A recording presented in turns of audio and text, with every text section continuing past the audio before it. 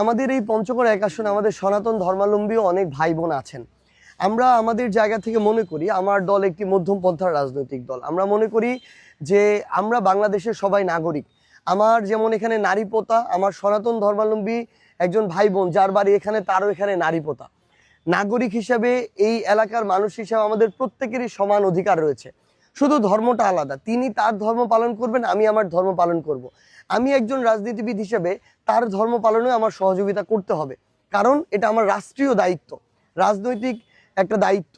এবং আমরা সর্বশেষ যে দুর্গাপূজার যে ছিল তাদের, সেখানে কিন্তু আমি পঞ্চগড় এক আসনের প্রত্যেকটা দুর্গা মন্দির আমি পরিদর্শন করেছিলাম যে তাদের নিরাপত্তা ঠিক আছে কিনা, ব্যবস্থাপনা ঠিক আছে কিনা, কোনো অসুবিধা আছে কিনা।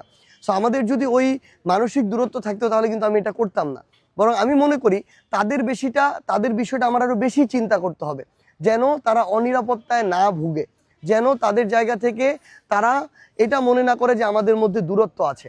আমরা পঞ্চগড়ে এক আসনের জন্য আমরা প্রায় 200 ধর্মীয় প্রতিষ্ঠানের জন্য আমরা বরাদ্দ নিয়ে আসছিলাম। এর মধ্যে 60টা ছিল মন্দির, তার মানে কি 30%। কিন্তু আপনি খোঁজ নিয়ে দেখেন সনাতন ধর্মাবলম্বী কিন্তু 30% না, তার চেয়ে একটু কম পঞ্চগড় এক আসনে।